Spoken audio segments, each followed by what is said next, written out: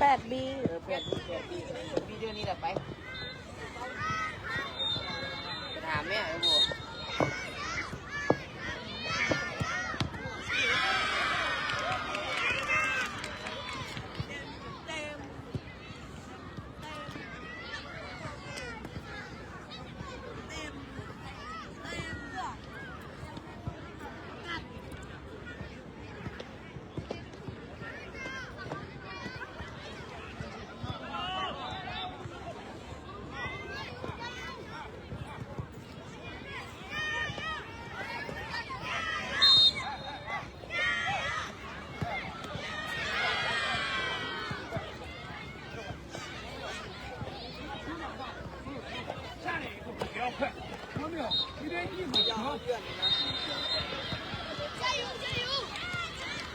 加油！谢谢。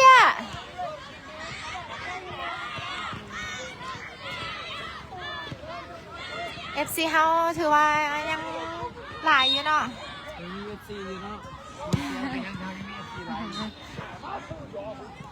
ถึงเฮาจะหนาวอ่ะ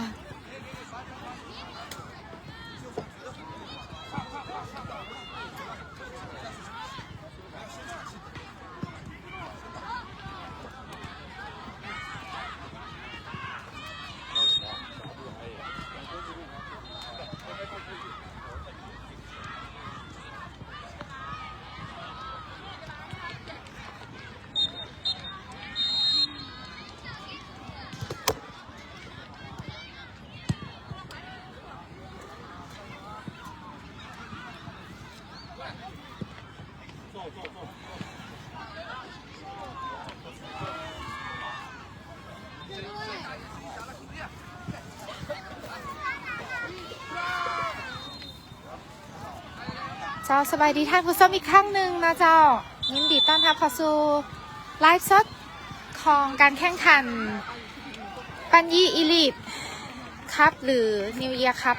2026ที่นครเซี่ยงไฮ้สปจีน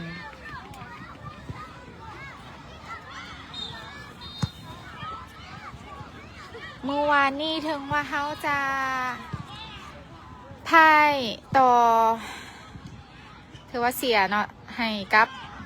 ทีมของต้าเหรียญวินเว่ไปเพียง1-0เท่านั้นนะเจ้า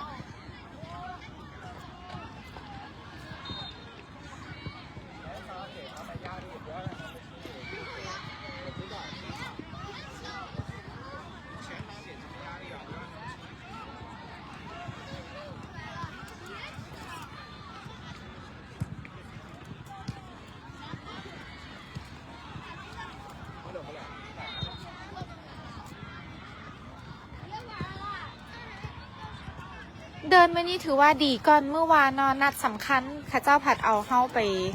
เตะอยู่ในเดินที่บ่ค่อยดีปานใด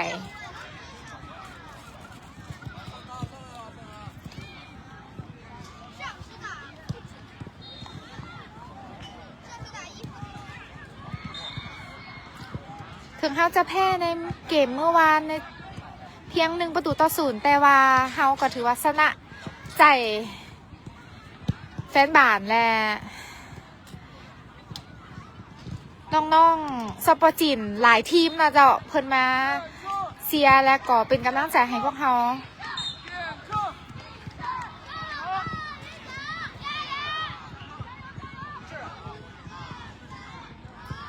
การแข่งขันมีทั้งก็จะได้เฮียนหู้เนาะแพ้และชนะ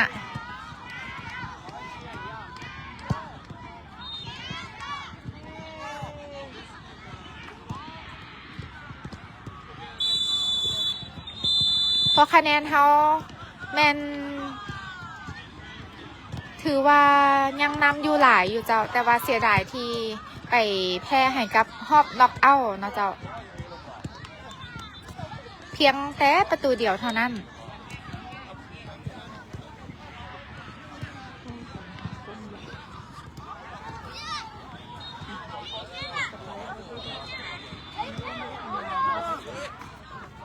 一个先位，一个先ม่นแล้วเนาะทานวันอินท่าดารินนะเจ้าเพิ่นบอกว่าสนามบ่เพียงส่งผลกระทบต่อการจ่ายบาลและสภาพทางกายของนักกีฬาอีกนะเจ้าเพราะว่าเมื่อวานนี้แม่นเพิ่นบ่แม่นหักก็สิเจ็บเนาะเจ้านักกีฬาเฮาแม่นมีอาการบาดเจ็บมาตั้งแต่ก่อนออกเดินทางเนาะคือน้องคิวนี่เพิ่นมีเจ็บอยู่ด้านหลัง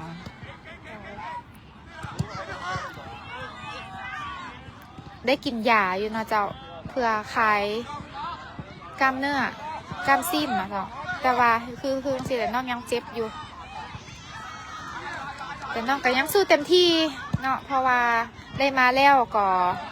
เฮ็ดให้ดีที่สุด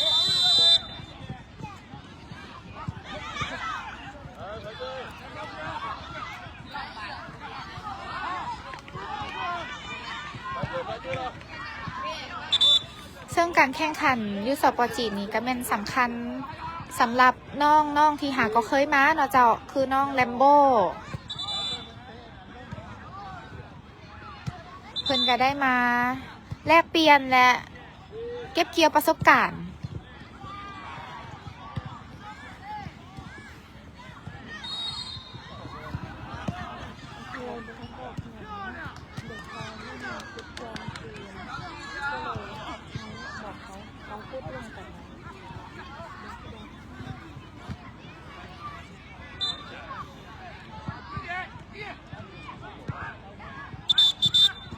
เจ้าแม่นแล้วเนาะทางสถาพร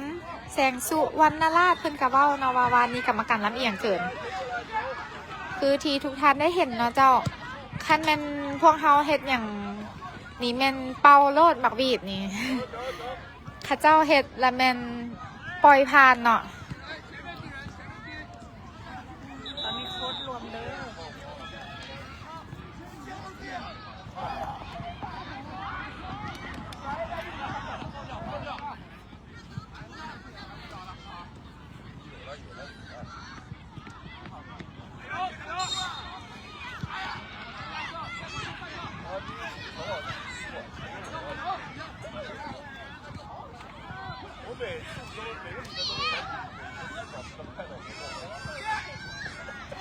เขายังมีโอกาสคืออย่างน้องอนุสักแมนสามารถคว้าดาวซันโวของรายการได้อยู่เนาะเจ้าห่างกันบอจักประตูน่าจะประมาณ3 หรือ 4 ประตูเนี่ยแหละเจ้า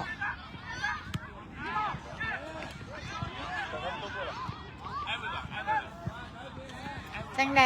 น้องๆเพิ่นกามีความพร้อมเนาะมื้อนี้เนาะ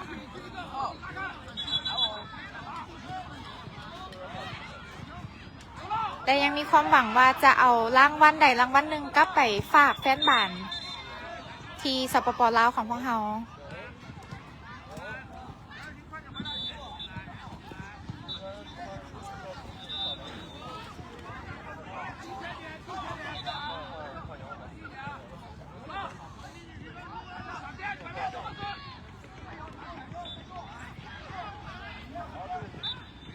แอดขอขอบใจทุกๆกำลังใจที่มอบให้น้องๆเด้อจะแพ้หรือชนะก็ยังเป็นหนึ่งในใจของแฟนบ้านทุกท่านนะเจ้าสู้ๆเด้อ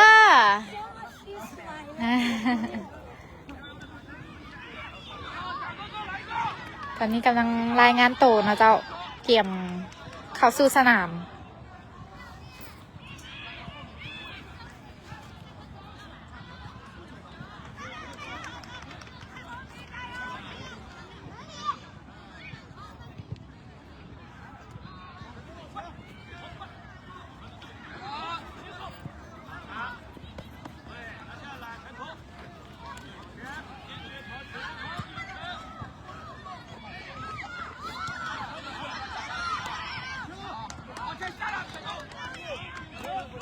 ตอนนี้มันเฮาถือว่าจะซิงเอาลำดับที่8นะเจ้า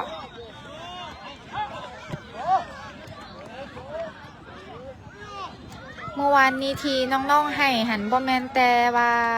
เสียใจเนาะเพิ่นบ่ได้เสียใจเพิ่นเลือใจหลายกว่าเนาะที่เสียเพียงแต่ประตูเดียวให้กับตาเหรียญ ช่วงที่เผลอน้อยนึงนะเจ้าเพราะว่าตอนนั้นพวกเขาเป็นห่วงคิว12เพิ่นยังยืนอยู่ข้างๆเดินอยู่เนาะบ่ฮู้ว่ากรรมการเป่าเริ่มเกมตอนไหนหันมาเธอนึงแล้วแม่นเขาเจ้าเริ่มเกมแล้วเนาะ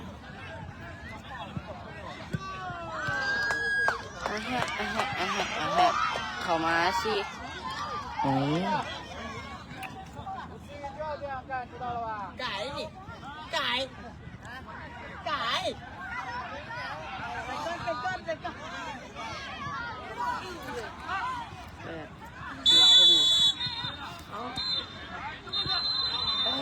หน้าบอกพี่น่ะสวยนะปีนกล้องอ่ะอ๋อโมเมนต์น้อยเฮ็ดนะของกล้องหน้าคือคนจะตื่นเฮ้ยพูดปิดไว้นะเฮ้ย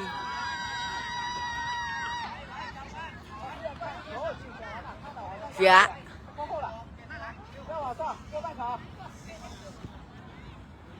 เอาวงกล้องได้ไหมคิวไอคิวคนรอเสียกังหรือเสียกังคิวฝากถึงบาร์บี้เด้อเรื่องนี้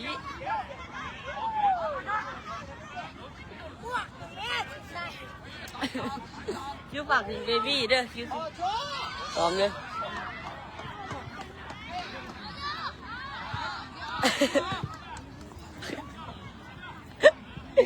มันเบิ่งเลยฝากถึงยังก็บาร์บี้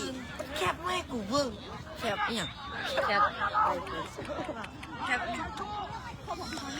อันแล้วคิดฮอดเอ้ยก็เอ้ยแคบเนี่ยมีสนาม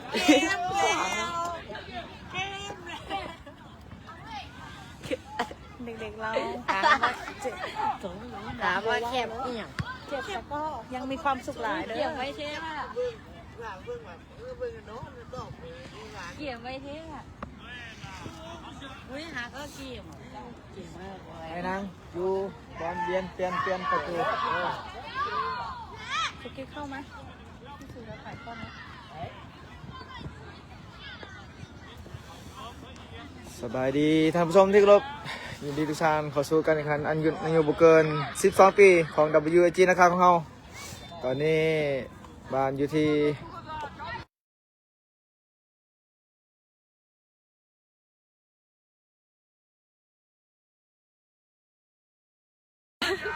ตอนนี้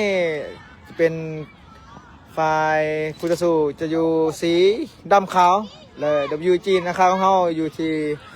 สีเขียวส้มตอนนี้ก็ต้องนุซักครับนาทีเป็นกัปตันทีมตอนนี้เขาเจอกับทีมเฮยหยีเจ้าครับอยู่ที่สีขาวดำมาลายเนาะทีมมาลาย ทีมมาลายเจอกับทีมหน้าเขาจะสู้เขาได้หรือเปล่าสำหรับอย่าลืมกดไลค์กดแชร์เพื่อกำลังใจให้ทีมน้องๆนะคะของเขาอีกครั้งหนึ่งกรรมการให้สัญญาณ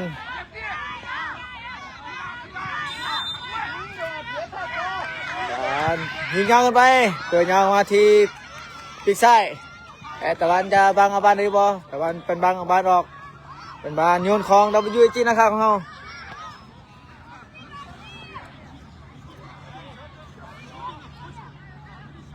โยนของ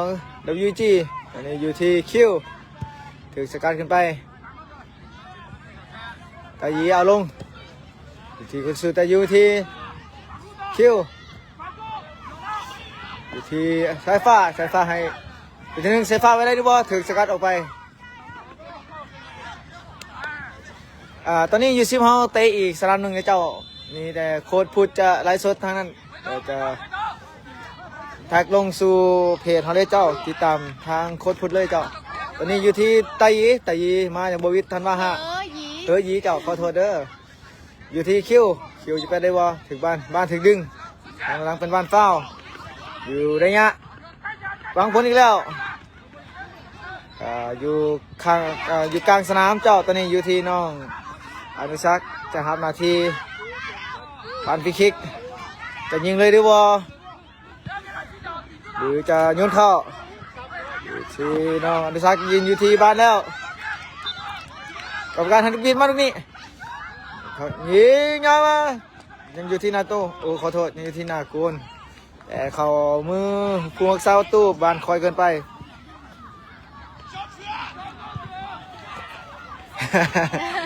เป็นเสื้อสีขาวเนาะขาวดำตัวนี้อยู่ที่เฮ้ย เฮ้ยหยี ขอโทษหลายๆเนาะมาซื้อเพิ่นอ่านยากเนาะแล้วก็ย่าน อยู่ที่ เว้าพิษแน่กับอันนั้น ออกไปที่เป้มาที่ตะวันยังอยู่ที่ตะวันอีกทีนึงตะวันเขียนยาวขึ้นมายังอยู่ที่น้องอนุสักษ์ชักกะลิวันแทงบวิทเฮ้ยหยียังอยู่ที่น้องอนุสักษ์อีกครั้งนึงแต่เสือดำมาบังคอยตอนนี้กรรมการมาอีกอยู่ที่คิวไปที่เสือน้อยเสือน้อยลงมาที่เอกเข้ามาที่ตะวันเปิดยาวมาที่คิวแต่บ้านยังกำลังอยู่ที่น้องอนุสักษ์จะแทงให้แต่เป็นบ้านติดบล็อกเป็นบ้านยุทธของเขา เขิน เป็นบ้านยุทธของเฮยยี่เนาะบ้านยุทธมาถึงจุดของเฮยยี่แต่ยุทธไม่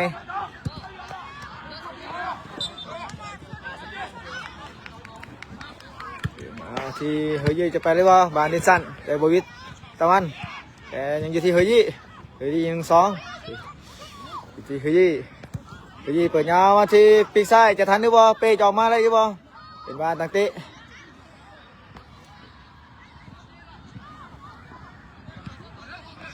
เป็นบ้านตั้งเตะบ้านออกลินสั่นออกมาที่ซ้ายแล้วอยู่ที่เขียวไปที่สายฟ้าจะไปได้หรือบ่สายฟ้าจะไปได้หรือบ่สายฟ้าตัวมายังอยู่ที่สายฟ้าอยู่ส่งมาที่จับไปอยู่ที่เสือน้อยให้มาที่น้องอนุสักษ์แข่งให้กับคิวห้าเปิดเลี้ยวเข้ามาจะจับได้บ่จะยิงได้บ่ยังจับบอลอยู่ที่น้องอนุสักษ์จะยิงได้บ่ส่งขึ้นมาให้ที่เอกที่สายฟ้าให้มาที่เอกครั้งนึงแต่บ้านพวกเขาใจกันอยู่ที่เอกส่งมาให้ที่เป้มาให้ที่ตะวัน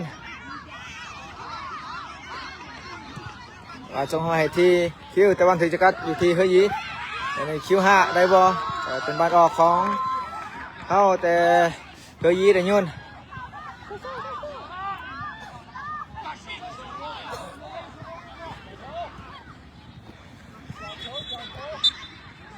เป็นบ้านเขาทั้งหลังของตะวันเป็นบ้านเฝ้าเฮยยีได้บ้านเฝ้า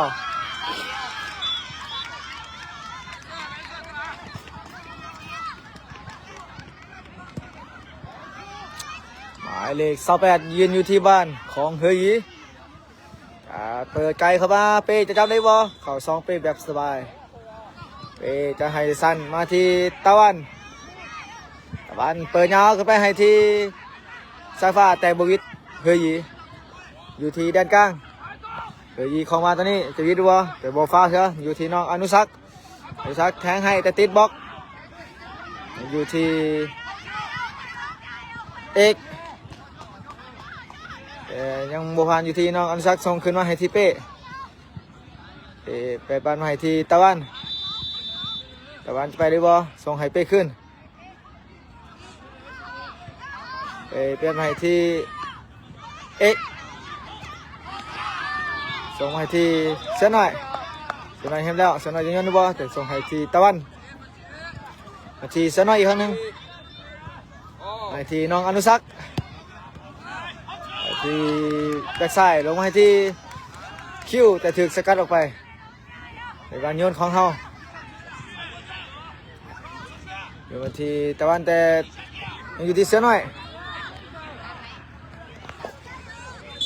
ส่งให้5ส่งให้เสือน้อยอีกครั้งนึงให้ที่น้องอนุสักษ์ไปดูบ่แทงให้ไปได้บ่ให้ที่อยู่ที่น้องอนุสักษ์ไปที่สายฟ้าจะไปได้บ่สายฟ้าหักมายิงนี่อุ้ยติดเซฟยิงใส่ก้อยเนาะแต่ยิงงามแล้วตอนนี้มีโอกาสเขาจะยิงเลยเนาะเพื่อเหตุทุกทิศทางเพื่อจะมีได้ประตูนำขึ้น อยู่ที่เฮ้ยอยู่มาที่ไม้ที่ปีกซ้ายสวิตคิวห้าบอตะวันเขาซ่อนแต่บอพานเขามือเป๊ะจะตันให้เดินบอลนักเตะออกมาที่คิวห้าที่น้องอนุสักเด็ดติดบล็อกเป็นวันยุ่นของเขา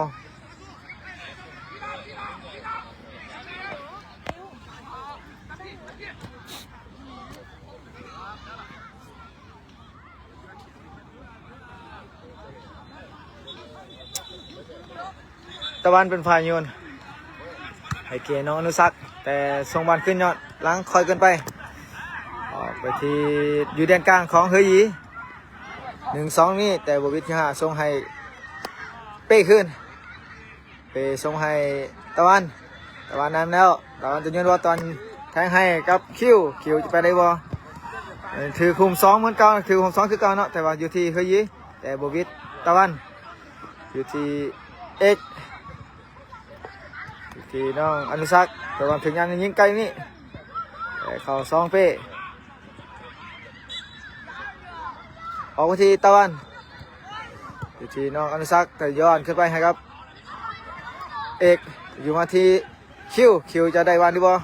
คิวแทงให้สายฟ้าจะไปได้หรือบ่สายฟ้าจะบานได้จะรอวิดีโอเคี่ยวให้น้องอนุสักแต่บ่ถึงยังอยู่ที่คิวแต่ว่าอยู่ที่คิวห้าจะไปได้หรือบ่จะคิวให้แค่อนุสักคิวอยู่ที่สายฟ้าจะถึงหรือเปล่าเป็นบานยุนบานออกข้างไปบานยุนของเราอยู่จีนนะครับของเราขอบใจ400 คนที่เข้ามาชมมาเชียร์อย่าลืมกดไลค์กดแชร์เพื่อเป็นกำลังใจให้น้องๆ WAG นะครับของเราอยู่ที่สายฟ้ากราบลงมาให้กับเอกที่ตะวันแนมยาวแล้วแต่วันไทยวันที่คิวห้าไปบ่ได้คิวห้ากลับขึ้นมาให้ตะวันไหมตะวันกลับลงไปให้เป้ตั้งขึ้นไหมที่เอกแทงมาให้ที่สายฟ้าจะไปได้บ่แต่นะครับออกมาสกัดออกก่อนเป็นบานโยนของเขา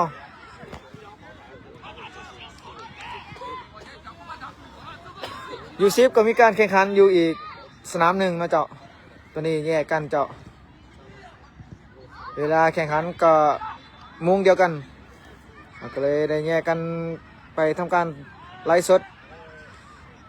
ไปบ้านตั้งเตะแจตอนนี้เขาจะอยู่ในการเตะเพื่อจัดระดับ5-8ได้เจาะยังอยู่ในการขั้นตอนการเตะจัดที่อยู่ได้เจาะเปิดยาวเข้ามาของเฮยีมุงตรงนี้จะสกัดอะไรบ่สกัดออกไปเป็นบ้านเตะใจอีกครั้งหนึ่งสกอร์ตอนนี้แมนยังอยู่0-0นะเจ้าตอนนี้เฮยี0และก็ WG ของเฮา0ตอนนี้เฮยีจะเป็นฝ่ายเปิดตั้งเจเข้ามา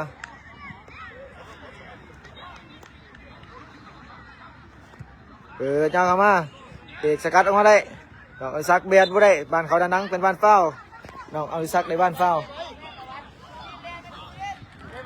แต่บ้านจะดินบ้านยาวแต่ออกมาที่คิวหาลงไปให้ตอนขึ้นอีกเดี๋ยวไปที่เป้เดี๋ยวไปที่เอกเดี๋ยวส่งให้ที่สายฟ้าจะไปอะไรดูบ่ให้ที่สักหน่อยเปิดยาวแต่บวิทอยู่ที่เฮยีในบ้านตอนนี้เขาบริโภคหอบแต่ว่าเขาจัดอยู่ดำนับด้วยเจ้าเด้อยังจัดที่อยู่เจ้า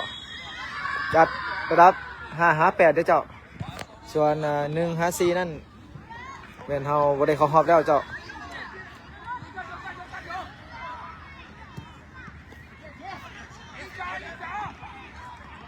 เมื่อวานนี้เป็นนัดที่น็อกเอาเจ้าไพตีมันตกหอบมันบริเข้าซิ่งเจ้ามันบริเวณตกหอบเด้อแต่ว่าตอนนี้เขาสามารถเตะจัดระดับได้ว่าจะอยู่ในระดับดีเท่าใด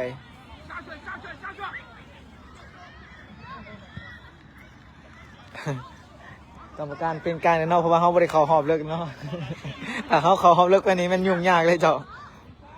เมื่อวานนี้กรรมการก็คือว่าน้องเจ้าตามที่เราเห็นนั่นแหละเพราะว่ามันเป็นนัดที่น็อกเอาท์เลยเจ้าวันเสียบอยู่ที่เสียน้อยไปบวิทสาดยาวขึ้นหน้าเปจับบานน้องไหนดีบ่เปจับบานเกือบล้มนะเจ้าเปตัดยาวให้ที่สายฟ้าอยู่ที่สายฟ้าจะไปเลยดีบ่มาให้ที่คิวจะได้บ่คิวส่งแทงให้แต่บวิทเฮ้ยอยู่ที่เฮ้ยเขียวยาวขึ้นมาแต่บวิทตะวันยังอยู่ที่เสียน้อยฮักอยู่เสียน้อยมา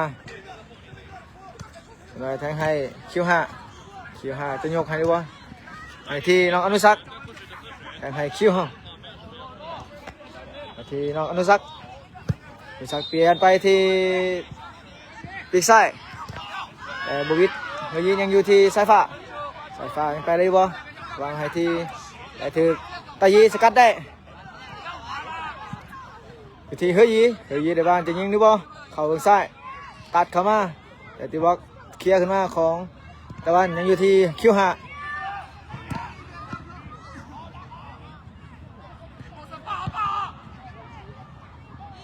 จะเบิ่งหุ่นเนาะต่างกันเลย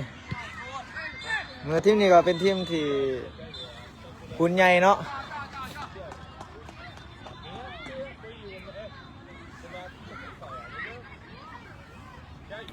ขอบใจมันยังอีก 5,000 คน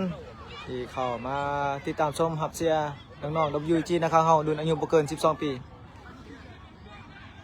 อยู่ที่นาโกนยังอยู่ที่เสียน้อยก็เดี๋ยวว่าเฮยีเคลียร์ขึ้นมายังติดอยู่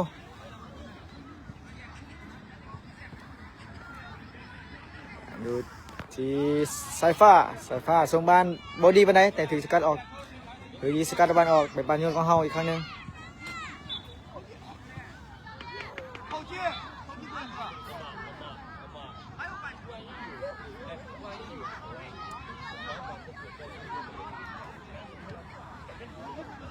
เอกเป็นคนโยนใส่สายฟ้าเสียหน่อยน้องอนุสักบาดอยู่ที่น้องอนุสักแข่งให้คิวยอดขึ้นมาให้แกเสียหน่อยมาให้ที่คิวห้าแต่บวิทเฮ้ยมุงออกเป็นบอลยุ่งของเขาสกอร์ตอนนี้แมนยังอยู่1-0นะเจ้าขอโทษยังอยู่0-0นะเจ้าอยากได้ประตูแห้งแล้ว แอดมินอยากได้ประตูแห้งแล้วตอนนี้ที่คิวห้าเป็นโยนมาให้ที่คิวถือเคียงว่าอยู่ที่คิวห้าสกัดขึ้นมาของเฮยีเสียน้อยยังไม่ให้ผ่านเถอะอยู่ที่สายฟ้าไปเองแต่บวิทอยู่ที่คิวบานเฝ้าเขาได้เฝ้าเนาะเป็นระยะที่วางผลเลยเจ้าอนุสักยืนอยู่ที่ลูกบานนะครับนาทีสังหารกรรมการให้สัญญาณทีลูกบีดได้สกอร์แท้เนาะแอดมินยังได้สกอร์ตัวนี้น้องอนุสักจะเฮ็ดให้ได้ดีวะอนุสักยิงตรงนี้โอ้ยบานคอยเกินไปเตะยาวขึ้นมาบวิทตะวันยังอยู่ที่คิวห้าย้อนขึ้นมาให้อุ้ยปันบล็อกยังอยู่ที่คิวห้าเคลื่อนให้อุ้ยแต่วันถือกันให้นึงย้อนยิงแล้วนี่ยังเข่ามือเปย์อยู่เปย์ออกมาที่สายฟ้าส่งบอลจะติดบล็อกยังอยู่ที่สายไฟครั้งนึงวันอยู่ที่เอกอยู่ที่น้องคิวบังบานไว้คิวยังบานมาอยู่คิวยังได้อยู่มาเดียวคิวแทงให้เป็นวันเขียนยังยุติเป็นวันสกัดบ้านเขาทีมเมืองครับเกือบมาเขาทางน้องอนุสักเนาะ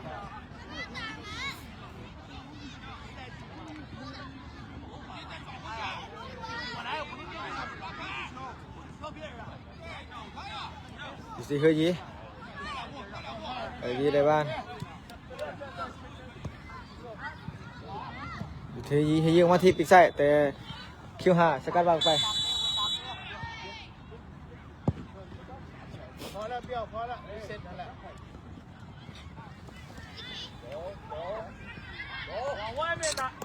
น้องอนุสักดีได้นะจับติดได้เนาะตอนนี้ไปใส่ก็ไปน้ำตลอดบ่ให้ห่างตัวเลยเนาะจะนำน้องอนุสักตลอดเวลาเลยอยู่มาแล้วอยู่ที่เฮยยีเปิดบ้านยาวมาที่ปีขวาอยู่ที่สายฟ้าจับบ้านได้อยู่ที่เอกจะไปเลยวะที่น้องอนุสักที่เอกเขียวยาวขึ้นมาที่คิวมีเสือน้อยแทงแต่บ้านคอยกันไปจะแทงตัดหลังแต่บ้านคอยกันไปอยู่ที่เฮยยี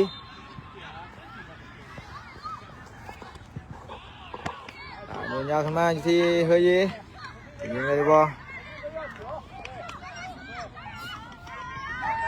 สกอร์ตอนนี้แมนยัง0-0เด้อเจ้า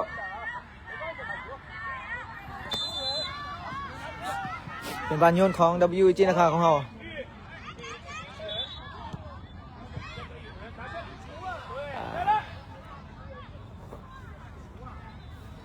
ตอนนี้สกอร์เรายังอยู่0-0นะเจ้ายังบอกเชื่อแต่บานสกัดออกบานเตะอัดอยู่ที่น้องอยู่ที่เสือไปบ้านเขาทั้งหลังไปบ้านกรรมการให้ดินโตออกไปที่เอกที่สายฟ้าลงมาที่ครั้งหนึ่งลงมาที่ตะวันมาที่คิวห้าส่งให้ต่ออีกครั้งหนึ่งตะวันจะยาวเลยว่าตะวันเห็นแล้วเปิดยาวเขาให้ที่คิวยังถือติดบล็อกอยู่คิวให้ที่คิวห้า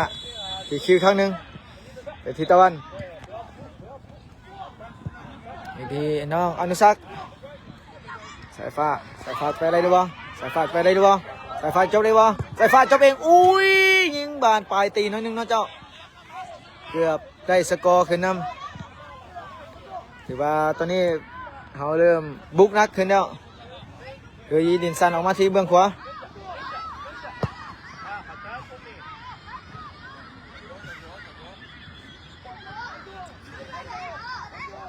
ที่เสือน้อยจ่ายบ้านพิพาทไปเสือน้อยสกัดบ้านได้อยู่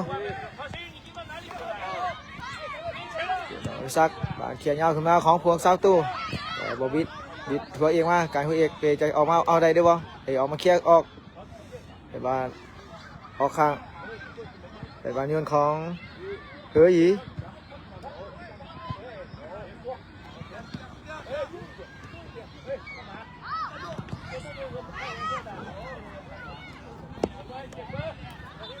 ยังมันไกลมาจะเป็นบานทุ่มไกลของเฮยยีกรรมการจะฟาวหรือฟาว2เพื่อแล้วบานทุ่มไกลมาเขามือเป๊ะให้มาทีน้องอนุสักแทงยาวให้แต่บวิทเฮยยียังอยู่ที่ด้านกลางของเฮยยีได้บ้านจะไปได้บ่เสนอจะให้ผ่านหรือบ่เฮยยีได้โอกาสแล้วเอกยังไม่ให้ผ่านเถอะเป็นบานโยนของเฮยยีโยนบานยาวมาเปจะจับไปดีบ่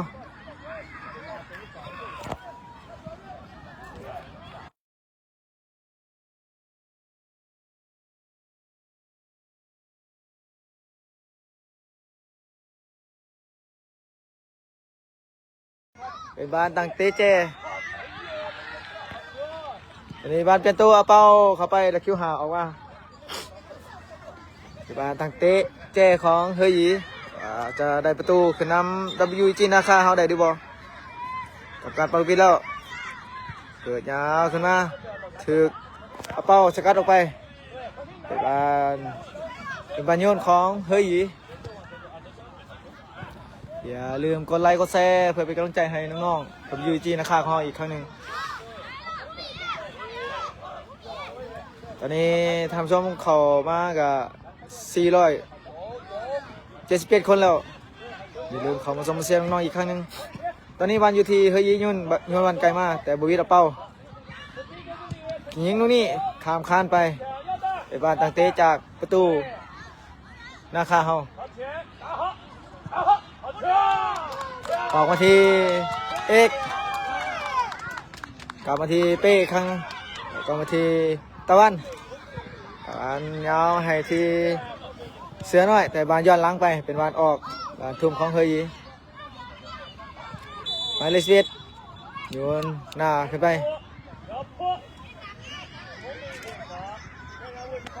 บานเข้าด้านหลังแต่เป็นบานโบฟาวเฮยีได้บานโยนไปแต่บวิทสายฟ้าอยู่ที่น้องอนุสักอยู่ที่น้องอนุสักแต่เขาทีละนังแต่บานย้อนขึ้นไปอยู่ที่พงษ์เสาประตูเปิดยาวขึ้นมาแต่บวิทเสียน้อยเดี๋ยวว่าอยู่ที่เสียน้อยครั้งนึงเสียน้อยแต่บานเสียบสายฟ้าไปเองหรือเปล่าสายฟ้าไปเองแล้วเป็นบานฟ้าวของเฮา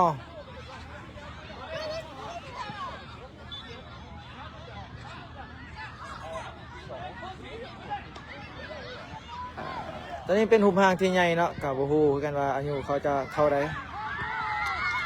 ตอนนี้บ้านอยู่ที่น้องอนุสัก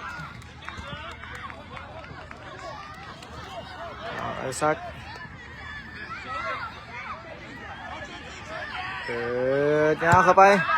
นี่จะเข้าหรือว่าปูนะครับออกปัดออกไปเพื่อเป็นประตูของน้องอนุสักอยู่ที่อาเป้าเอาออกมาติดบล็อกบ้านสกัดออกน้องไอซักยิงไปปั้นไปนี่เกือบเป็นประตูนะแต่นะครับปัดไปได้ทีเอ็กเล่นให้ทีคิวอยู่ที่เอ็กเสียบอลไปยังอยู่ที่คิวไปด้วยบอลคิวเนี่ยมาแล้วอยู่ให้ทีสายฟ้าจะไปด้วยบอลเข่าพุ่ม3อยู่ที่คิวยิงนี่โอ้ขอโทษเอาซักยิงนี่ติดบล็อกอยู่ที่เสือให้มันทีน้องอนุสักแต่ให้เสือน้อยแต่บวิทเฮยีสกัดบอลได้ออกไปที่แดนกลางแต่ถึงจะกัดจากเสียบอลให้ที่เฮยีครั้งนึงแต่จับบอลบดีบอลออกที่ปีกขวาเกิดมาเข้ามือเป้เตะยาวขึ้นมาให้คิวเอาบอลลงคิวถึกดึงแต่เป็นบอลฟาวน้องอภิชักในบอลฟาวในบอลฟาวอีกครั้งหนึ่งอยู่ที่แดนกลางอันนี้คิวจะเป็นผู้เปิดบ้านจะเปิดหรือจะยิงเลยเนาะในยานี้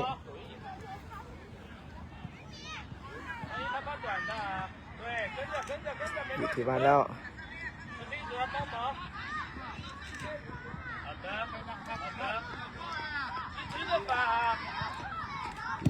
มานี่จะเขาหรือว่าอุ้ยบานออกข้างไปสายฟ้าจะมุงแต่ก็เอาหัวตีบานมาถึงเนาะไปบานตั้งเตะจากพวงเสาตูอาจจะเล่นสั้นของตาเลียนของเฮยีดูเงี้ยวๆขึ้นมาบานยังคุกคิกอยู่บานเต้า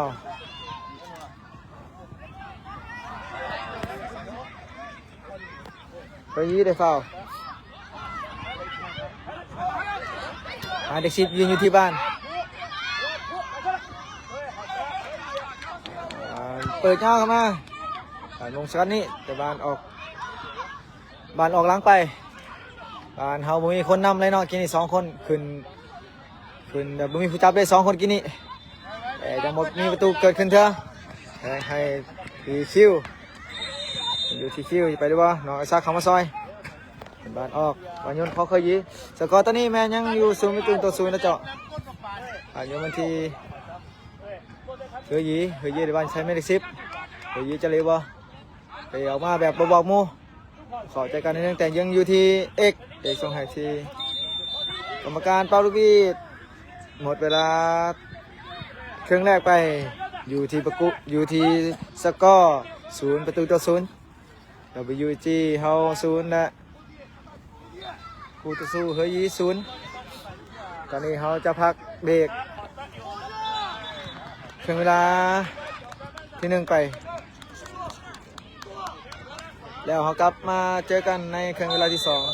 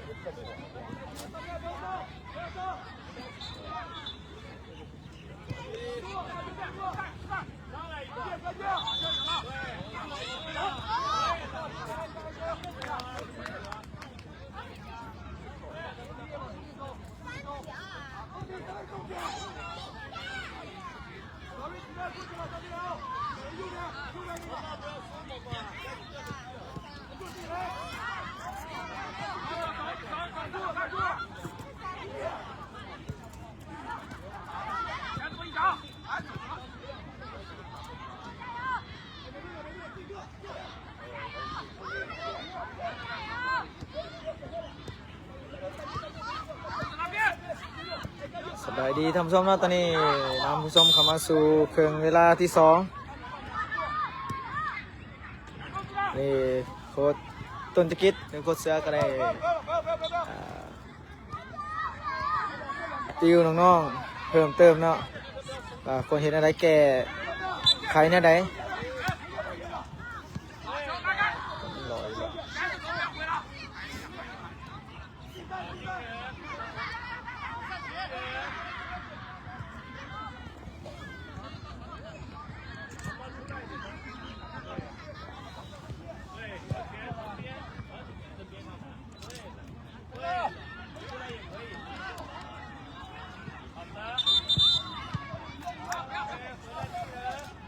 ตอนนี้ทางเฮ้ยยี่แต่เนาะเฮ้ยยี่เฮ้ยยี่เฮ้ยยี่เฮ้ยยี่เปลี่ยนประตูใหม่เนาะตอนนี้ทีนี้แมนกองหน้าลงมาหับแทนว่าสัตว์อยู่ที่ตะวันอยู่ที่สายฟ้าจ่ายวันผิดพลาดไปอยู่ที่แดนกลางอยู่ที่เหิงหยียังโมบิดตะเป้าใช่ไหมผ่านมาดีบ่ยังอยู่ที่ตะเป้าให้มาที่เอกเปิดยาวเข้ามาแต่โบวิดบ้านทางเตเจมาออกแล้วเนาะทางเตเจ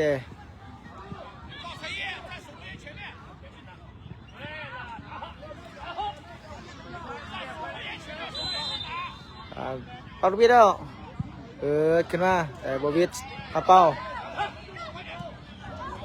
เขี่ยวไปบานโยนของเฮาบานออกข้างเบื้องขวาบานโยนของเฮาอยู่ที่สายฟ้าโยนยาวมาให้กับเสือหน่อยแต่ถึงจะกัดออกไปครั้งนึงอยู่ยังบานโยนของเฮาอยู่10กับอยู่12เฮาแม่นตอนนี้สถานการณ์เดียวกันเนาะแม่นจัดอันดับเนาะเจ้า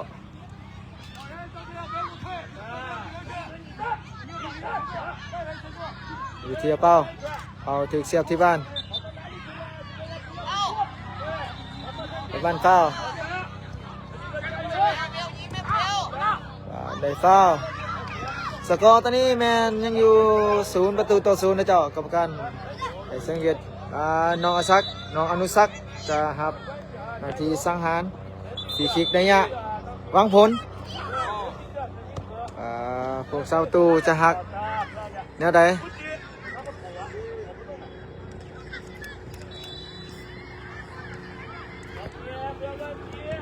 มาลุ้นกันว่าน้องอนุสักจะเฮดสกอร์ขึ้นนำได้หรือบ่มาลุ้นกันในลูกนี้กรรมการปาวิดแล้วอนุสักยิงไปนี่บ้านข้ามคานไปโอ้ยข้ามคานไปหน่อยเดียวเป็นบาตั้งเตะจากคุตสุ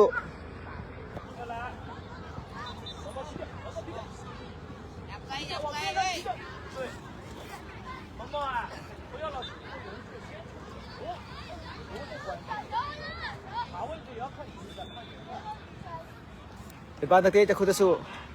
บานินสันออกที่แบ็กซ้ายเปิดยาวขึ้นมาอยู่ที่น้องตะวันคืนลงมาที่เป้มาให้ที่เอ็กกัดเข้ากลางแทงให้ที่เอาเป้าออกเอาเป้าแทงให้น้องอนุสักจะไปได้หรือเปล่าตอนนี้บานอยู่ที่น้องซักบานกองขาเป็นบานบัวเฝ้าเป้าจะได้บ้านหรือเปล่าเป็นบานปั้มกันบานอยู่ที่ด้านกลางอยู่ที่สายฟ้าในบ้านอยู่เสียหายที่เหือหยี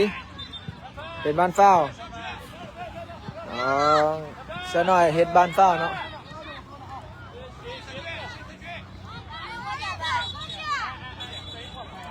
ตอนนี้เหือหยีในบ้านเฝ้าที่ด้านกลาง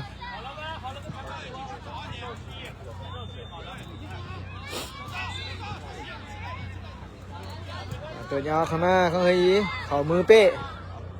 กับได้สบายออกมาให้ทีเอกให้ทีเสน้อยขึ้นไปให้ทีตะวัน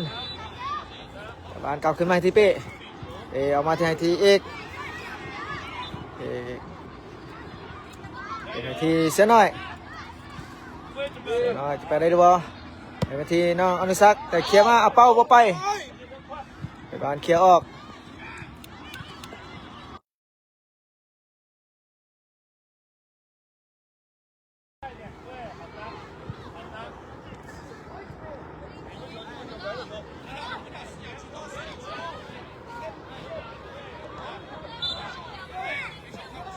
อยู่ที่เฮยยี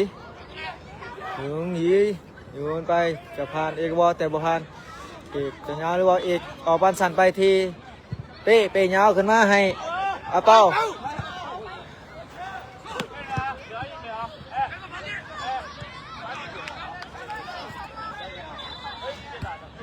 อันนี้ของอาเป้าแทงมาให้ทีเสือหน่อยขอโทษทีคิวทีตะวันเขียวไปทีด้านข้างเป็นบานโยนของหึงหยีโยนเข้ามาของหึงหยี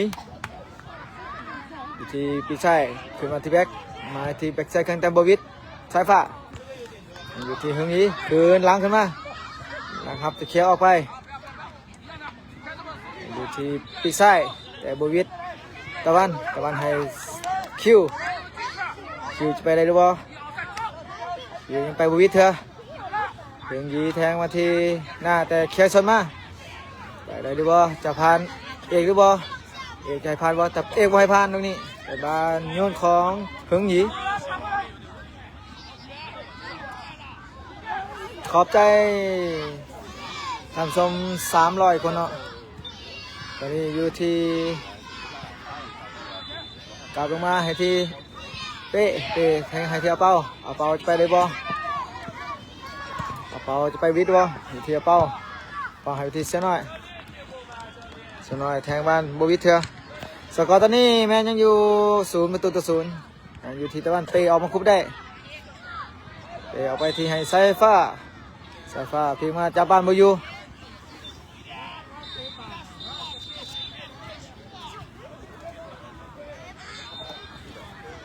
บอลโยนของหึงหยีตอนนี้ยังอยู่0-0นะเจ้าโมเมนต์1-0เจ้าที่หึงหยีออกมาที่ปีกขวาแต่สกัดออกมา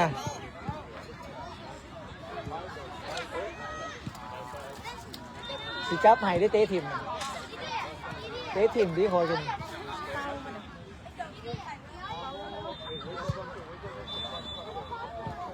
อยู่ที่เอก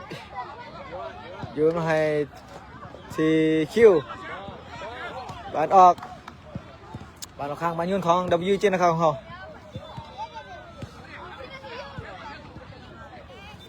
ตอนนี้สกอร์ยังอยู่0-0นะเจ้าอยู่ที่หึงหยีแต่โบวิท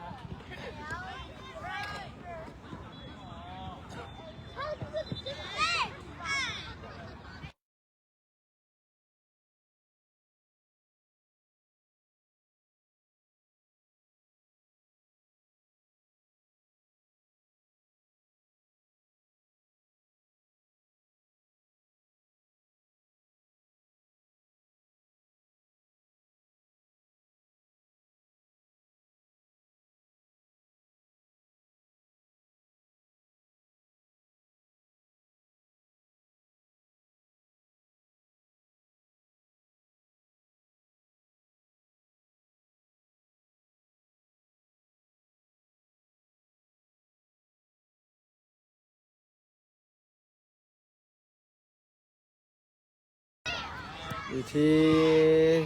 ตะวันใจออกมาที่คิว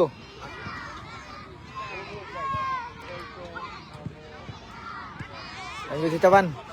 ส่งขึ้นให้เป้แต่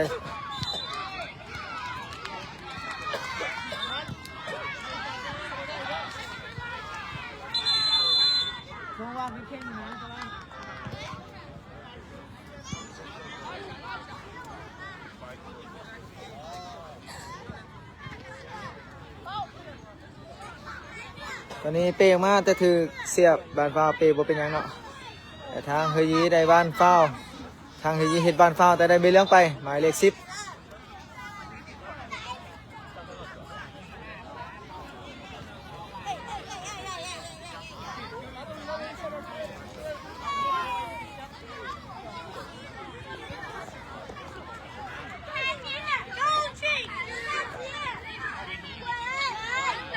กลับมาในปกติอีกครั้งหนึงการในวันยาวเปิดยาวขึ้นมาอยู่ที่คิวบนทั้งคืนบนทั้งวันอยู่ที่ตู้ของเสาตู้ ยาวขึ้นมาของเฮิงหยีแต่บวิทเอกมุงอีกคันหนึงอยู่ที่เสียน้อยบางกะบานอยู่ที่เตะยาวขึ้นมาอีกคันหนึงเดี๋ยวบานออกข้างเฮิงหยีเดี๋ยวบานโยน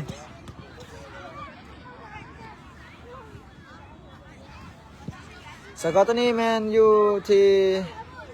0-0นะเจ้า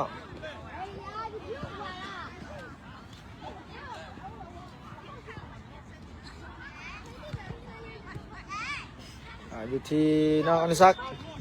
กระเป๋าไปเลยบ่อยู่ที่เสียน้อยยิงได้บ่แต่ถึงสกัดออกไปแต่การโยนของWGนะครับเฮา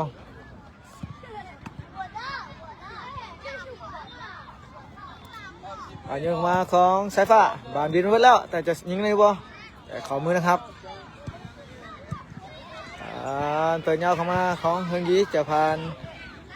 เตะออกมาหาบานได้ยังคุบานได้อยู่เดี๋ยวไปที่ตะวันอยู่ยาวขึ้นมาให้เป้าเจ้าเดวันว่าแต่โบวิดเฮงหยี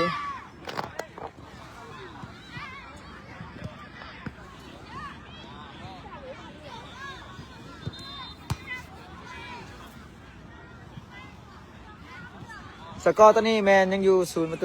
จ้า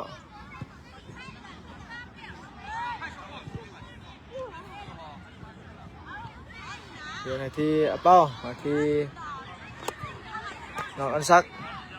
การเข้ามาแดนกลางเอกแทงให้แต่บวิทเฮงหยีเอาปันได้บ่อยู่ที่สายฟ้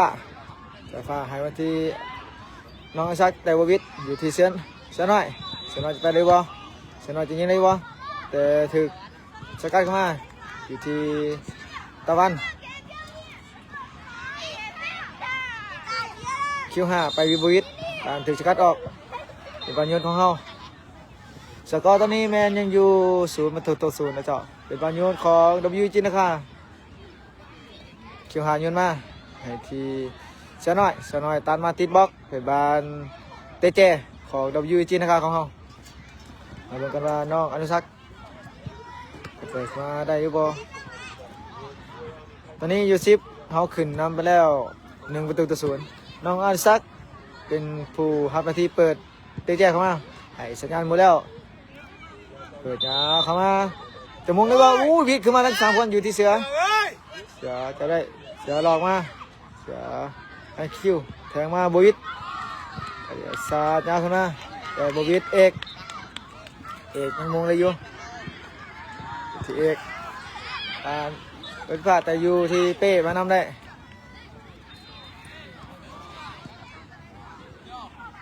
อยู่ที่ตะวันให้ที่คิว5บานออกไปแล้ว20ขึ้นนำ2-0ละ2-0อยู่ที่เป้านำให้สายฟ้าจะไปดีว่าแต่ว่าเงาอุ้ยจะปันพอดีอยู่ที่เอาไปครั้งนึงจะยิงในวัดยิงตรงนี้ติดเซฟอู้ยิงซิบูสาวตูยังอยู่ที่สายฟ้าที่เสือเตะการเกี่ยวขึ้นมาของเฮยีบาลงที่เอกวันลงแล้วเอกแนมเงาแข่งให้ที่ตะวันให้มาที่คิว5จะไปพานดอเขา2คนบานถึกเขียวออกตอนนี้ตั้ง2เลยเจ้าสกอร์ยังอยู่0-0แต่ว่าตอนนี้รุ่นน้องอายุ10รุ่น10อยู่10แมนแข่งอีกสนามหนึ่งอยู่ที่เดินหนึ่งเจ้าเอาแข่งสนามต่างกันดูเข้ามาของเกี่ยวไปของเฮยี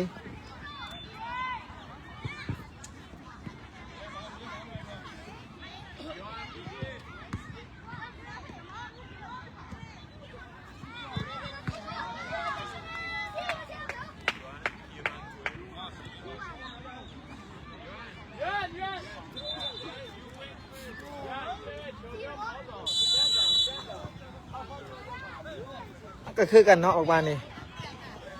โยนมา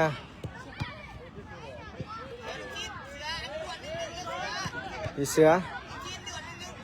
ให้เสียงเปิดนะแต่บวิทย์หันอยู่เปิดทีขี้หาเปิดยังมาไอ้บ้าล้ำหน้าอยู่ซิปตัวนี้ขึ้นน้ำ3-0แล้วจากรายงานจากแอดมินเฮา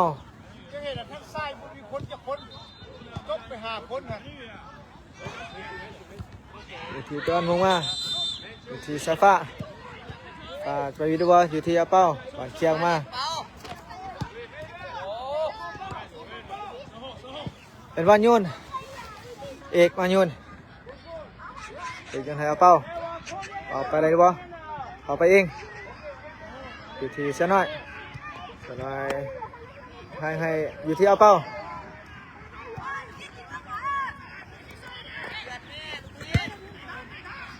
อยู่ที่เป้เดี๋ยวให้ไปที่ตะวันมาให้ที่อนุสักปล่อยบ้านมาอยู่ที่เสียน้อยไปบ้านมาที่อาเป้าแทงให้น้องสายฟ้าถึงสกัดลงไปได้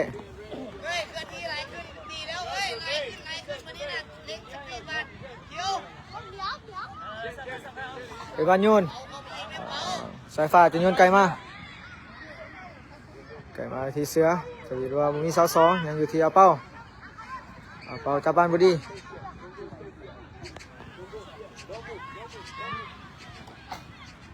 เดี๋ยวมาแต่บวิท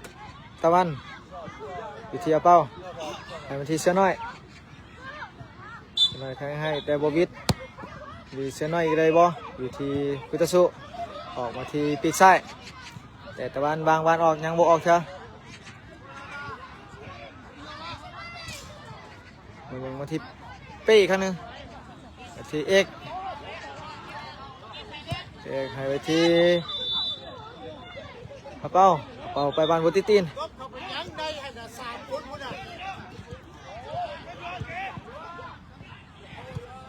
ยังเสียบอยู่ที่คุตสุมาให้ที่คิว5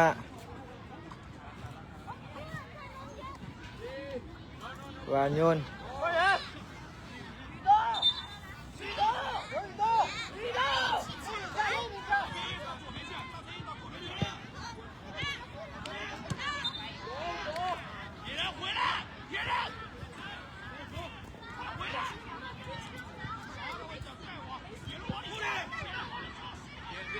เอามาที่คิว5ยังบุวิทคุตสุยังอยู่ที่อาเป้าคิว5สาดยาวว่าของคุตสุอยู่ที่เอกกันให้ที่ตะวันให้ที่อนุสักมาที่เสือน้อยไปได้ด้วยเสือน้อยแทงมาแต่ว่าเขาจันแต่ว่าสายฟ้าจะจับได้ด้วยแต่ว่าขึ้นมาสาดยาวขึ้นมาเอกขึ้นไปไหนบ่แต่ขึ้นบ้านบ่ยังโมเคลียร์เถอะยังอยู่ที่เอกเอาขึ้นมาถึงสกัดออกมาได้ยังอยู่ที่เสือน้อยแทงให้เป้าแต่บวิทอยู่ที่น้องอนุสักบ้านยังอยู่ที่กำชัยวันใหญ่ไม่ขึ้นอยู่ที่จะไปได้ดีบ่ไปบริเถอะอยู่ที่พุทธสุบ่อพานตะวันเดี๋ยวเอาขึ้นมาอีกบ่อพานเอกอยู่ที่ตะวันเอาไปให้ครับคิว5ลงมาให้ที่ตะวันแทงแต่ติดบล็อกอยู่ที่ด้านกลางลงไปตั้งขึ้นไหมสาดงานขึ้นมาเอกจะเตะได้บ่เดินขึ้นไปให้เป้เดี๋ยวไปที่ตะวันตอนนี้มันเขาทำการเตะอยู่ที่สป.จีนอยู่ที่เมืองเชียงไฮ้เด้อเจ้ารายการปัญญีอีลิทครับหรือเนเยียครับ2016เจ้าอยู่ที่ตะวันมาที่อาเป้าจับบ้านบุตรตีนคุณสุเคียกันมาออกมาที่ปีกซ้ายออกมาที่ปีกซ้ายจะไปได้บ่จะพาแต่บ่พันเอกไปออกมาจับได้เราไปเตะตัดยาวขึ้นมาให้ครับอยู่ที่เส้นน้อยเอาบ้านลงบ้านเฝ้า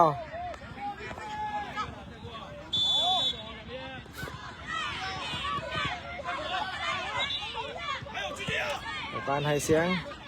ให้สัญญาณลิ้นเตะยาวขึ้นมาของกัปตันทีมเตะยาวขึ้นมาเคลียร์เตะเจ้าได้บ่เตะเจ้าได้อยู่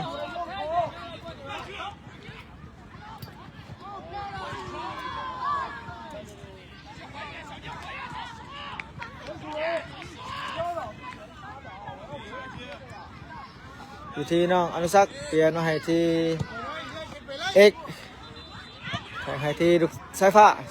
จับบอลอยู่ยังอยู่ที่อาเป้าให้ที่เอกอีกครั้งนึงออกมาที่น้องอนุสักษ์สายยาเป็นศิลาเฮา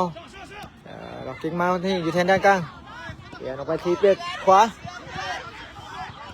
อย่างที่บอกอยู่ยังดูที่ตะวันเปลี่ยนให้ที่เป้เปลี่ยนให้ที่เอกเปลี่ยนไปที่ตะวันอีกครั้งหนึ่งที่เสือน้อย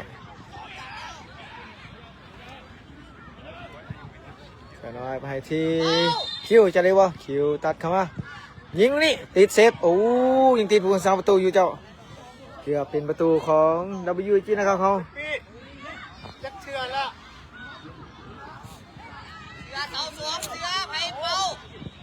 เนื้อของน้องอนุสักษ์ว่าน้องอนุสักษ์จะมาเหตุการณ์ประตูขึ้นนำได้หรือบ่จับให้สัญญาณหมดแล้วเปิดยาวขึ้นมาแต่นะครับออกมาทุบออกได้ต่อไปเป็นวันออกข้างเป็นวันโยนของ WG นะครับโยนไปที่น้องเสือน้อยใจมันมาแต่โบวิดอยู่พุทธสู้ตะวันจะให้ผ่านหรือบ่ที่เบอร์เซา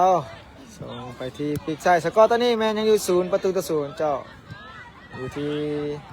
เสือน้อยบุวิทยังอยู่ที่คุตสุ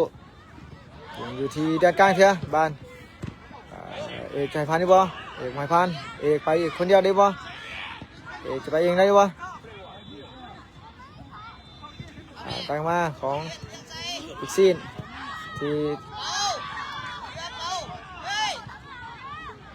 เป็นบ้านบัวฟ้าวอยู่ที่น้องอนุสักษ์จากบ้านบุรีปานไหน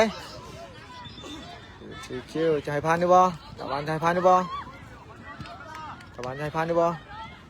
แต่ยังบ่ผ่านเถอะที่เตะยาวขึ้นมาแต่นั่นถึงสกัดได้ของบัวผ่านสายฟ้าสกัดยาวขึ้นมาเอาไปจากบ้านได้ไปมาทีเอกตอนนี้เป็นเดินหยาเทียมด้วยเจ้าไปให้ทีคิว5ออกมาทีเป้าจากบ้านได้ส่งมาให้ที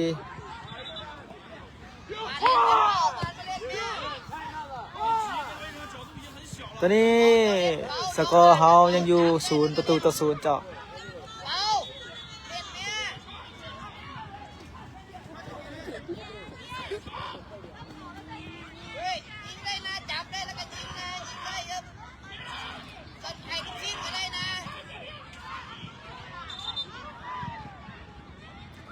ตอนนี้เขาใกล้โพด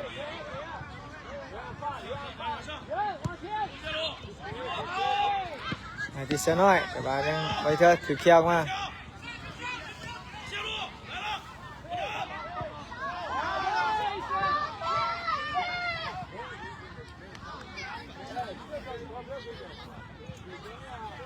บ้านเราข้างไปอนุสักษ์จะเป็นเดี๋ยวมาแล้วอยู่ที่พุทธสุเอาบ้านลงยกบ้านสูงอยู่ที่น้องอนุสักษ์บ้านเฝ้าอนุสักษ์ได้บ้านเฝ้าเขาจะได้ประตูขึ้นนำหรือบ่ตอนนี้อยู่ที่ด้านกลางเฝ้าอยู่ที่ด้านกลางน้องอนุสักษ์ยืนที่บ้านแล้วกรรมการบอกว่าให้ตั้งอยู่ตรงจุดหน่อยนึงก็ไม่ได้เนาะจะมาดูกันว่าจะเป็นประตูหรือบ่สักกับการให้วีดเอาสักแดนมาที่บ้านเปิดบ้านนี้แต่โบวิดหึงหยีสักหมายบ้านออกสักจะเปิดไปอีกวะรอมาที่สักไปดูว่าเขา4 คน เดี๋ยวน้องซักจะไปว่าได้เข่าหุมซึ่งยังอยู่ที่สายฟ้าจะไปได้บ่สายฟ้าเปิดยาวเข้ามาถึงสกัดออกยังอยู่ที่ตะวันหันมาที่เอกหันมาที่เสือจะไปได้บ่เสือตัดเข้ามาออกหลังไป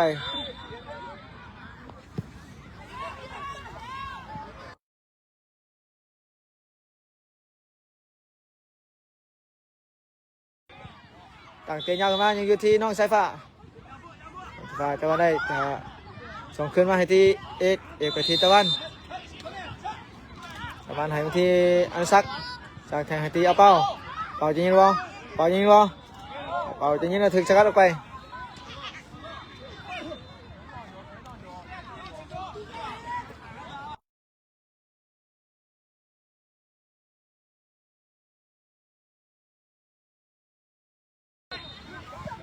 อยู่ที่เคลียร์ยาวขึ้นมาอยู่ที่เสียน้อยจะไปบ้านไหนบ่เสียน้อยอยู่ที่น้องซักไปที่เอาเป้าหาเขาซ้ายแล้วยิงเลยวะยิงตรงนี้ติดบล็อกอุ้ยเกือบเป็นประตู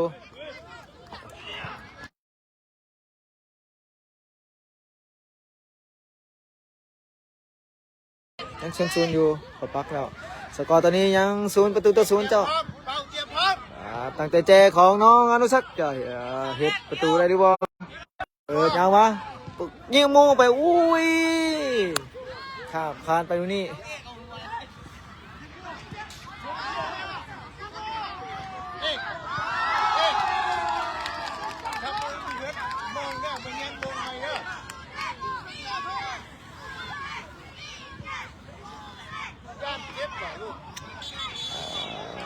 อยู่ที่พวกเสาตู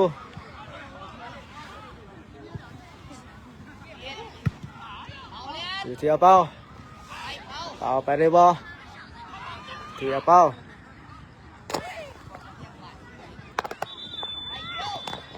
อยู่ที่คิวเปิดมาติดบล็อกเสียขึ้นมาของคุตสุคิว5ปาบันออกยอดยนต์ไฮเบลเดี๋ยวมาให้ที่เอกเอาบอลลงได้เอกแดงใส่เอกเอาเองบ่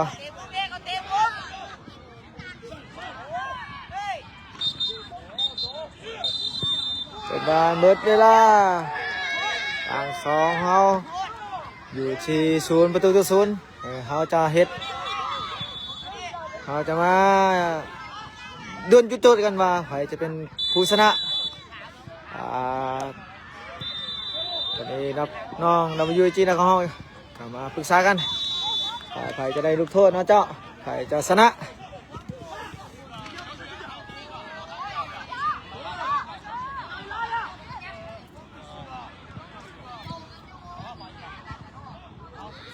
ตอนนี้กรรมการให้ว่าจะยิงเมืองใดใครจะได้ยิงบ้านก่อนแต่คนใดนี่ยิงบ้านก่อนมันจะมีสิทธิ์เปรียบกันเนาะ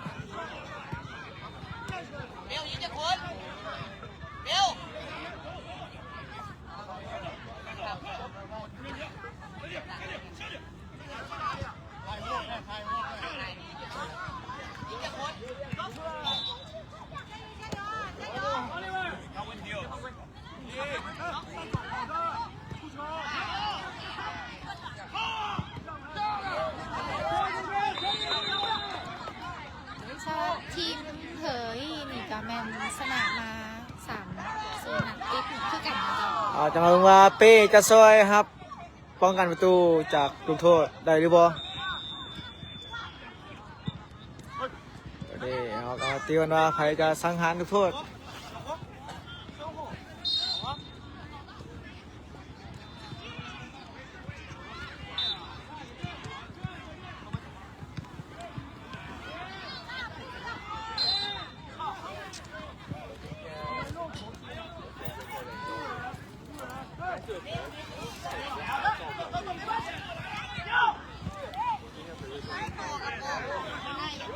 เดี๋ยวว่าเป้จะหักษาได้บ่เป็นกำลังใจให้ผู้รักษาประตูเฮาจะ สับตัวได้บ่ทำhướng gì cả kiếm haoเขาก็เก็บเฮากันมาลุ้นกันว่าใครจะเป็นผู้ญาติชนะได้ตัวนี้ทั้งหึงหยีเป็นผู้ยิงประตูก่อนการให้เซนวิดเอาอุ้ยติดไปตีนิดเดียวเจ้าสกอร์แมนสกอร์แมน0-0นะเจ้าหน้าลายน้ำเสร็จแล้วเนาะ1-0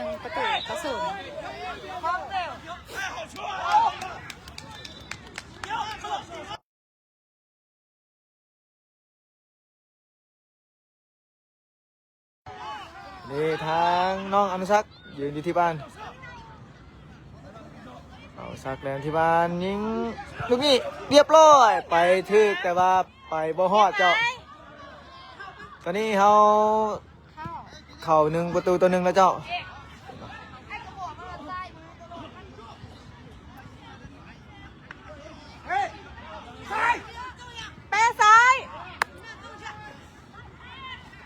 บ่ต้องกดดันเป้บ่ต้องกดดันตามสบายเป้บ่ต้องกดดัน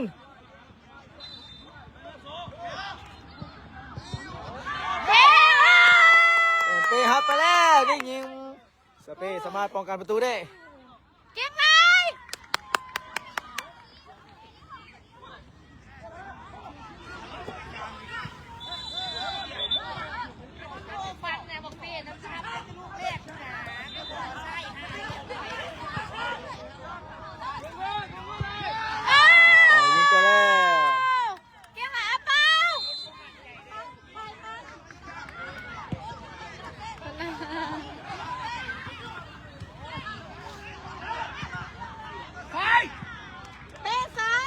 ไม่ต้องกดดันนะไปโลดเ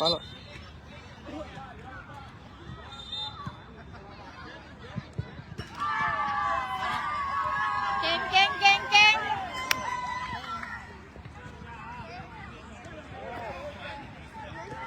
ทีน้องคือใช่ จะยิงได้หรือเปล่าขวาน้องเข้าใจบ่ไปบอกบ้าไม่ต้องไปเรียบร้อยเอายิงไปแล้ว3 คนยิงเข้าไปทั้ง3 คนแต่ว่าทางหึงหนียิง1ยิง3เข้า1บ่เข้า2เขานำมาไล่ไปแล้วเนาะเบิ่งกันดีว่าเป้จะรักษาได้หรือบ่บอกแล้วไปรถเราฮับได้แล้วลูกนี่นะเบิ่งรถสิวินโซ่นะ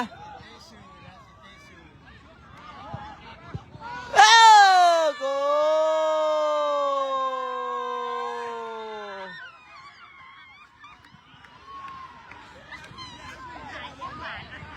ตอนนี้เอาชนะจุดโทษไป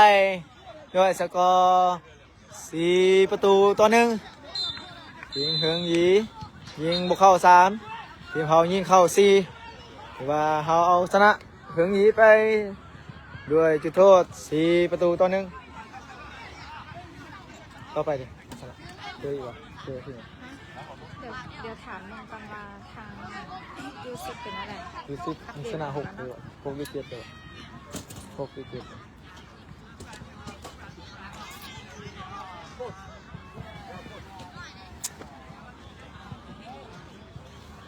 มา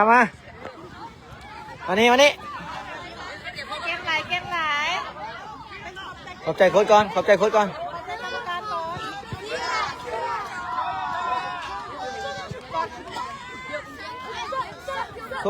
ช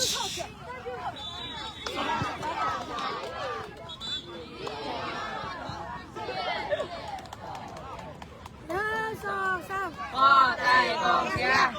เย้เป็นไงเป้เป็นไงนี่นายบอกฟังความนะเขาไม่เดือดบอกว่าบอกกันไหนบอกว่าซ้ายไปยังขวาแม่เห็นบอกไปขวาผู้ได้ซ้ำเปล่ายิงนี่อุ้ยสุดยอดเลยดีดเป็นมาเลย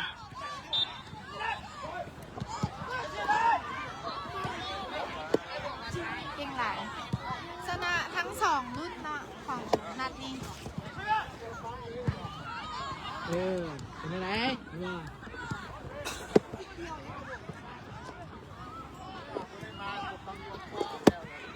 เสร็จ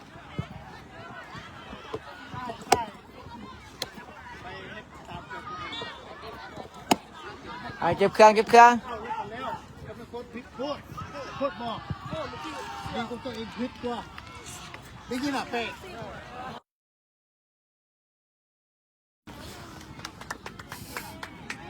ยูซิฟยิงไหนก็เอาได้ ยูซิฟได้ไล่ก็เอาได้ ยูซิฟได้ไล่ก็เอาได้60ไปออกไหม ตะวันกับเสียอีกแล้วตะวัน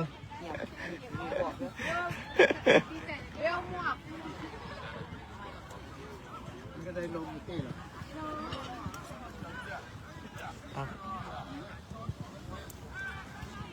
ทางแม่เป้ทั้งโคตรเบ้าน่ะเจ้ามักจะฟังความ เจ้าขอขอบใจสำหรับทุกกำลังใจจากทางบ้านเนาะเจ้า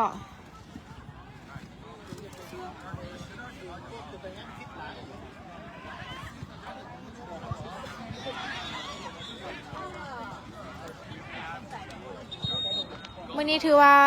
คนกำลังใจกลับมาแล้วเนาะเจ้าถึงบ่ได้ไปต่อแต่ว่าพวกเขาน้องๆก็ตั้งใจจะเอารางวัลใดรางวัลหนึ่งกลับไปฝากแทนบ้าน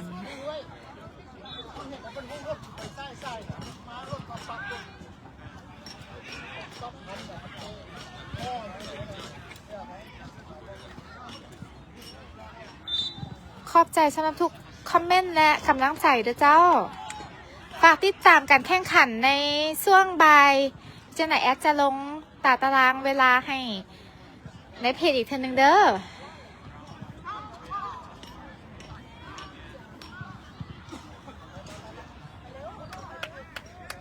โดยขอบใจหลายๆเด้อ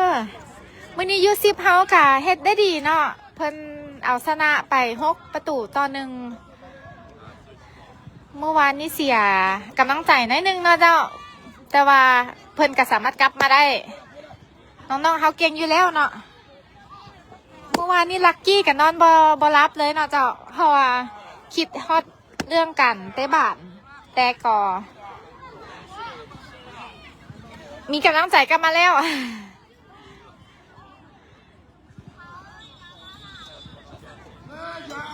เจ้าเดี๋ยวเขาจะเข้ามาพบกันใหม่ในช่วงบ่ายเด้อ